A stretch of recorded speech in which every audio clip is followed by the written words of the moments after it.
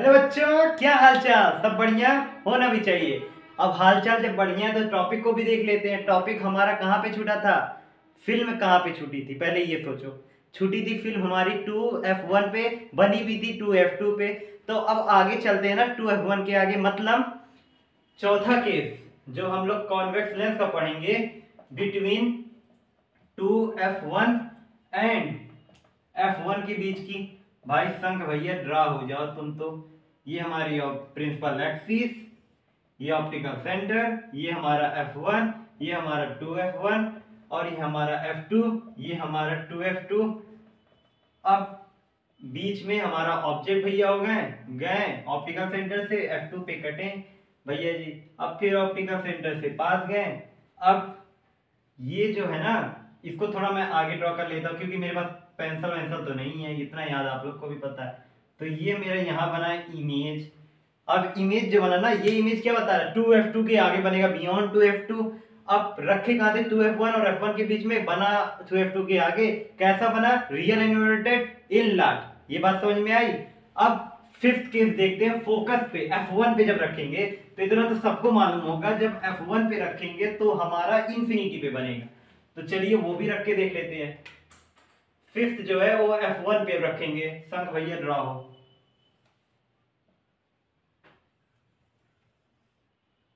Optical centre F1, F2, 2F2। F1 पे रख दिया हमने ऑब्जेक्ट, ऑप्टिकल सेंटर से गए F2 पे कटे, फिर उसके बाद से ऑप्टिकल सेंटर से गए यहाँ पे आए। अब ये देखिए, एक लाइट रे गई F2 पे कटी और फिर एक गई ऑप्टिकल सेंटर से। अब ये दोनों जो है ना, अब ये इनफिनिटी पे जाएंगे। कहाँ बनेंगे इमेज, इनफिनिटी पे। और भाई हमको तो नहीं मालूम कहाँ बनेगी, पन्ना भरना नहीं है हमको, चाहे इसे दड़ा दड़ा करते रहे नहीं। लेकिन अब हमको पता है कि भाई इन्फिनिटी पे बनेगी, लेकिन हाईली इनलार्ज रहेगी और रियल एंड इन्वर्टेड रहेगा। ये बात समझ में आया। अब जो सिक्स केस पढ़ेंगे वो F1 के बीच में रखेंगे और ऑप्टिकल सेंटर के बीच में रखेंगे, तब कहां बनता है वो भी देख लें। Six case between F1 and O। O क्या है भाई, ऑप्टिकल सेंटर है, O नहीं। ये हो गया, ये ऑप्टिकल सेंटर, ये F1, ये 2F1, ये F2, ये 2F2। अब ये सब कुछ मैंने ड्रॉ कर दिया। अब इसी के बीच में ऑब्जेक्ट रख लो। ये गई ऑप्टिकल सेंटर से, ये आई F2 पे, फिर एक इस पे गया और ये आगे बढ़ेगा हमको नहीं पता, लेकिन मैं जानता हूं एक केस है जो क्या है, वर्चुअल एंड इरेक्ट है। वर्चुअल एंड इरेक्ट को करने के लिए हमें खुद ड्रॉ करना रहता है, क्योंकि डाइवर्जिंग हमको खुद बनाना रहता है। और वहां जहां भी एक्चुअल इंटरसेक्शन ऑफ लाइट रे होगी तो वो रियल इन्वर्टेड यहाँ नहीं हो रही है, हमें खुद बनाना पड़ रहा है, इसलिए वर्चुअल इनडायरेक्ट है। आइए बना के देखते हैं। आगे जाओ आगे जाओ आगे जाओ आगे जाओ, ये आगे जाओ, ये आगे जाओ, ये आगे जाओ, ये आगे जाओ, ये यहाँ पे बनी का हूं तो ये यहीं पे तो बनी। तो ये कैसी है, ये कैसी है, ये वर्चुअल इनडायरेक्ट। साइज कैसा, इन लार्ज है। बस ऑब्जेक्ट कहाँ था, F1 और O के बीच में था। इमेज कहाँ बना, 2F1 और F1 के बीच में बना। बात समझ में आई। हमने कॉन्वेक्स लेंस का पूरा पढ़ लिया, अब कॉनकेव लेंस की बारी। भाई कॉनकेव लेंस से परिचय नहीं हो ना तो एक बार जाके वीडियो देख लेना, क्योंकि मैं अगर बताने बैठ गया ना तो फिर ये वीडियो बहुत लंबी हो जाएगी और आप लोग कहेंगे भाई बोरिंग है, तो बोरिंग नहीं करना चाहता हूं। आगे कॉनकेव, कॉनकेव लेंस। पहला केस सेम उसी के तरह जैसे मिरर में, कॉन्वेक्स मिरर में पढ़े थे वही सेम, बस यहाँ उल्टा है। लेकिन मिरर लेंस से हमें क्या, हमें केस पढ़ना है तो केस भी वही सेम है। केस कहता है कि आप इंफिनिटी पे रखो, तो पहला इंफिनिटी पे रखोगे तो कॉनकेव का मैं इमेज ड्रॉ कर दूं, ऐसे बनता है। कुछ याद आया? तो ये हो गया आपका प्रिंसिपल एक्सिस, ये आपका हो गया ऑप्टिकल सेंटर, ये आपका हो गया F1, ये आपका हो गया 2F1, ये F2, ये 2F2। यही कुछ होता है, सबको पता है। इनफिनिटी पे मतलब ऐसे इनफिनिटी पे रखी होगी तो ये लाइट रे आई होगी ऑब्जेक्ट से, ऐसे डाइवर्ज हो गई होगी। फिर एक नीचे से गई होगी, फिर एक इधर पे भी आके ऐसे डाइवर्ज हो गई होगी। ये डाइवर्ज तो हो गई, लेकिन अब इसी को हम खुद इंटरसेक्ट करा रहे हैं, मतलब एक्चुअल इंटरसेक्शन नहीं, खुद हम लोग बनवा रहे हैं इसे। तो यहाँ पे आई, ये यहाँ पे कहूँ बनी, मतलब फोकस पे ही बनी, यहाँ पे बनी नहीं, फोकस पे बनी। तो ये इमेज हमारा फोकस पे बना, ऑब्जेक्ट इंफिनिटी पे रखा था, इमेज फोकस पे बना, किस केस में, कॉन्केव लेंस में, और कैसा है, डिमिनिश है, हाईली डिमिनिश है, ये बात समझ में, और वर्चुअल इरेक्ट है। दूसरा और लास्ट केस देख लीजिए, जब ऑब्जेक्ट हम इंफिनिटी और ऑप्टिकल सेंटर के बीच में रखेंगे तब कहां बनेगा, वो भी बता देना। Second case, last case, between infinity and, ओ भैया ऑप्टिकल सेंटर, फिर से बता दें, ये कॉनकेव भैया हो गए, ये बिंदु, ये प्रिंसिपल एक्सिस, ये ऑप्टिकल सेंटर, ये F1, ये 2F1 और ये F2, ये 2F2। अब ये सब तो ड्रॉ हो गया। ऑप्टिकल सेंटर एंड ओ के बीच में हम भैया यही रख ले रहे हैं, हम तो भैया यही रख लेंगे, हमारा क्या, हम ये रख लिए, ऐसे हम ले गए। अब ये डाइवर्ज हो गया, इतना हम जान गए। फिर इसको हम लेके आएंगे किस पे, फोकस पे, फोकस पे आ गया, और ये फिर जाएंगे भैया ऑप्टिकल सेंटर से कट हो जाएंगे, ऑप्टिकल सेंटर से कट हो गए। तो ये बना कहाँ पॉइंट, यहाँ पे बना, तो ये इमेज हमारा यहाँ बना। मतलब ऑब्जेक्ट रखे थे इंफिनिटी और ऑप्टिकल सेंटर के बीच में, और गई एक लाइट रे, डाइवर्ज हो गई, और फिर हम लोग ने उसका इंटरसेक्शन कराया अपने पेंसिल से या अपने किसी भी चीज से। तो F1 पे पहले फिर एक लाइट रे गई ऑप्टिकल सेंटर से, और इंटरसेक्शन हुआ F1 और O के बीच में, जहां इमेज F1 और O के बीच में बनी। और वो कैसी इमेज थी, डिमनिश थी, वर्चुअल एंड इरेक्ट है। बात समझ में आया। अब फॉर्मेशन भी पूरा खत्म लेंस का। अब मैं बताना चाहता हूं कि यूजेस क्या है भाई, इसके यूजेस भी जान लो कि यूजेस क्या है, नहीं तो कहोगे भैया क्वेश्चन आ गया, मिरर बताए थे, लेंस का यूज नहीं होता। देखो लेंस का यूज, मैंने जो चश्मा पहना है ना, ये कॉनकेव लेंस है। ये कॉनकेव लेंस क्या करता है काम, मेरी मतलब ये इतना आपको याद रखना है कि मतलब मैं शॉर्ट की चीजों को देख सकता हूँ, लॉन्ग की चीजों को नहीं देख सकता। ये मेरा चश्मा ये कहता है, मतलब मैं लॉन्ग चीज नहीं देख पाऊंगा, शॉर्ट चीज देख सकता हूँ। तो मुझे कौन सी बीमारी हुई, मायोपिया हुई। ये कॉनकेव लेंस को लगाने के लिए, मतलब कॉनकेव लेंस लगाएंगे तो मायोपिया हटाएंगे, ये याद रखना है। कॉन्वेक्स में ये इसी का उल्टा होता है, हाइपरमेट्रोपिक होता है। मतलब कॉन्वेक्स लेंस में ये होता है कि हम दूर की चीजें देख सकते हैं लेकिन पास की चीजें नहीं देख सकते, उसको करेक्ट करने के लिए कॉन्वेक्स का यूज किया जाता है। ये दो चीज समझ में आए। और कॉनकेव का कहां लेंस का यूज होगा, गैलीलियो का अगर आप लोग टेलीस्कोप देखे होंगे तो वहां भी कॉनकेव लेंस का यूज किया होगा। कॉन्वेक्स में मैग्नीफाइंग ग्लास, कहीं भी लैब में जाते हो ऐसे उठाओगे हाथ में मैग्नीफाइंग ग्लास जो देखते हैं उसमें कॉन्वेक्स लेंस का। फिल्म प्रोजेक्टर में जाते हो देखते हो वहां भी कॉन्वेक्स लेंस का। माइक्रोस्कोप जब आप लोग देखेंगे लैब में, बायोलॉजी लैब, केमिस्ट्री लैब, वहां भी कॉन्वेक्स लेंस। समझ में आया, यूजेस बता दिया सबका, कोई दिक्कत नहीं। अगर हाइपरमेट्रोपिक और मायोपिया में दिक्कत होगी तो मुझे एक बार फिर से बता दीजिएगा, ठीक है। और अब यूजेस भी आप लोगों को खत्म। अब मैं बताऊं तो जैसे मिरर फार्मूला मैंने बताया था, अब लेंस फार्मूला। मिरर फार्मूला में मैंने क्या बताया था, 1/f is equal to 1/b plus 1/u। ये किसका है, मिरर का मैंने बताया था, इतना तो याद ही होगा।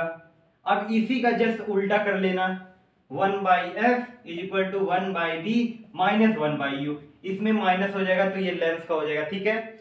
रिलेशन पता है, focal length, image distance, object distance, कोई दिक्कत नहीं। अब इमेज डिस्टेंस, ऑब्जेक्ट डिस्टेंस तो हो गया सर, मैग्निफिकेशन भी इसका बता दीजिए। तो बाबू इसका भी मैग्निफिकेशन सेम है, height of image upon height of object. लेकिन वहां हम लोग पढ़े थे मिरर में, इतना अलग मैं बता रहा हूं, मिरर में पढ़े थे -b/u, ये पढ़े थे। लेकिन अब लेंस में हम लोग पढ़ेंगे b/u। ये मिरर के लिए हो जाता था और ये नीचे वाले भैया लेंस के लिए हो जाते थे। भाई अब तो समझ में आ गया, ठीक है। अब बाबू जितना पढ़ाया हो ना, न्यूमेरिकल भी सॉल्व होना चाहिए मेरे भाइयों बहनों, ठीक है। न्यूमेरिकल नहीं सॉल्व हुआ ना तो कुछ नहीं कर पाओगे, थ्योरी लेके कहाँ जाओगे, न्यूमेरिकल भी सॉल्व करो, थ्योरी से ही तो न्यूमेरिकल सॉल्व होंगे, ठीक है। तो मैंने इतना सारा चीजें आपको बताएं। अब लास्ट टॉपिक आता है पावर। ये पावर क्या होता है, पावर जानते हो, अच्छा खुद ही सोचो पावर मतलब क्या है भाई, पावर जनरेट करना नहीं।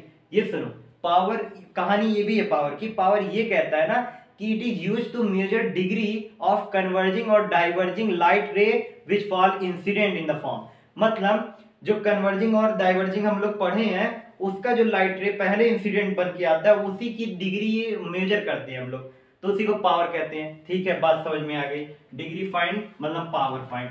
ठीक है, इतना दिमाग में मैंने बैठा लिया सर के कहने पे। भाई सर के कहने पे नहीं, सिद्धांत के कहने पे चलो। ठीक है, अब भाई सिद्धांत कौन है? अरे प्रिंसिपल है यार। ठीक है, अब बोलो मैथमेटिकल के फॉर्म में पावर को बताओ तो the reciprocal of focal length is known as power, but the reciprocal of focal length in metre, ये भी बोलो पूरा, आधा फिल्म मत छोड़ो नहीं तो सबको अच्छा नहीं लगेगा। तो power is equal to 1/f in metre, ये हो गया पावर। ऐसा यूनिट बता दो सर जल्दी से। तो बाबू इसका ऐसा ही होता है डायोप्टर। स्पेलिंग सही होगी नहीं, आप लोग देख लीजिएगा, डायोप्टर होता है और इसको हम लोग डिनोट कर देते हैं डी से।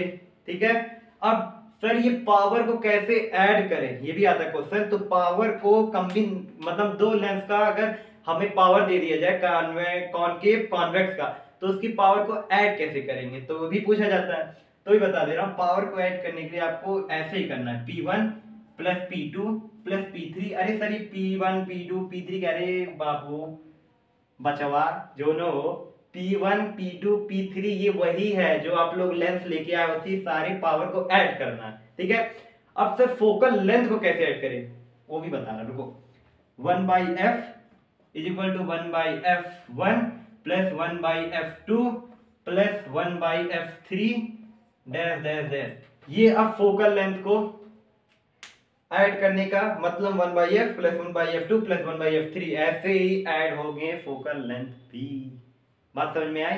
ठीक है, अब जब फोकल लेंथ आपको समझ में आ गया कि ऐसे ही हम चलाएंगे, फोकल लेंथ कर लेंगे।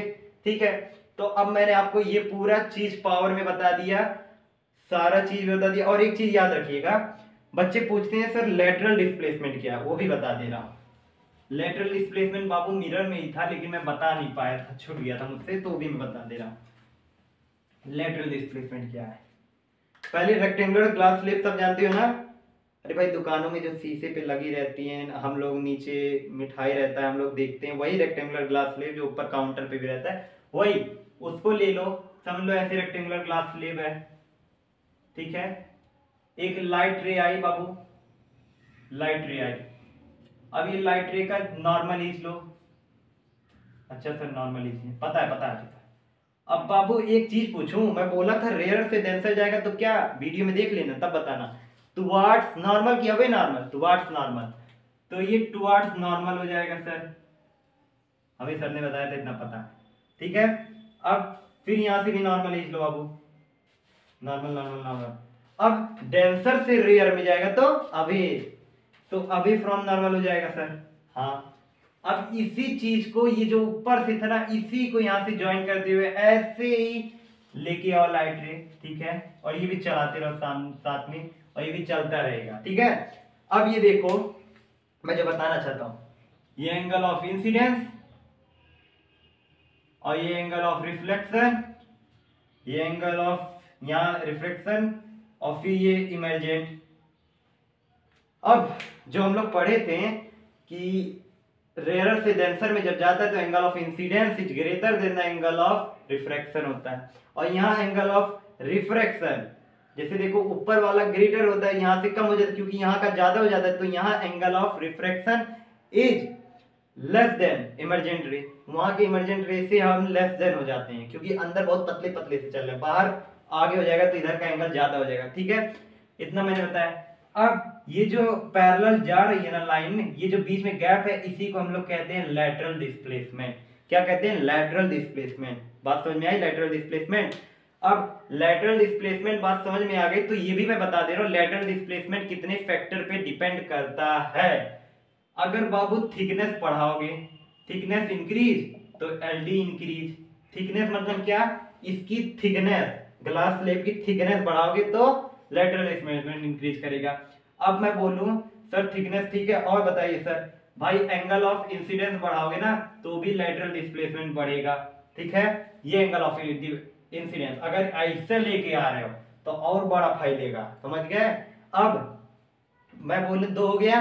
तीसरा, अगर इस ग्लास स्लेब का रिफ्रैक्टिव इंडेक्स बढ़ाओगे तो लैटरल डिस्प्लेसमेंट और बढ़ेगा। अब मैं बोलूं सर एक और बता दो, भाई सब बता रहा हूं, रुको। वेवलेंथ जानते हो? अब वेवलेंथ में जो कलर होती है, जिसकी कलर की वेवलेंथ सबसे लेस होगी उसका लेटरल डिस्प्लेसमेंट हाई होगा। मतलब वायलेट एक ऐसा कलर है जिसका वेवलेंथ बहुत कम होता है, तो वहां का लेटरल डिस्प्लेसमेंट हाई होगा। बात समझ में आई? अब रुको, मैं जो बताना चाहता हूं आप लोगों को, यहाँ तो अब आपका सब कुछ खत्म लेटरल डिस्प्लेसमेंट से, पूरा टॉपिक पढ़ा दिया।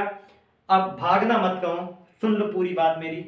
देखो अब क्या पढ़ना है आप लोग पे, ये आप लोग को डिपेंड होता है। मैं कम्युनिटी टैब में डालूंगा, आपको बताना है क्या पढ़ना है। लेकिन जाने से पहले बाबू याद रख लो, यहाँ जितने भी हैं, जो टॉपर पढ़ रहे हैं, जो फेलर पढ़ रहे हैं, जो बैक बेंचर पढ़ रहे हैं ना, मेरे पापा कहते थे कि भाई देखो टॉपर को पढ़ाना ना तो ये तो समझ जाएंगे खुद, टॉपर अपने में ही, उनको बस थोड़ा सा बताना वो खुद समझ जाए। लेकिन एक बैक बेंचर, एक फेलर स्टूडेंट को ही पढ़ाना सबसे बड़ी कामयाबी होती है टीचर को। तो मैं यहाँ टॉपरों के लिए नहीं आता हूँ, मैं आप ही लोग के लिए आता हूँ जो बैक बेंचर फेलर होते हैं, उनको मुझे आगे बढ़ाना है। टॉपर तो तुरंत पढ़ के निकल गए, लेकिन क्या आप लोग समझे, ये मेरी एम होती है।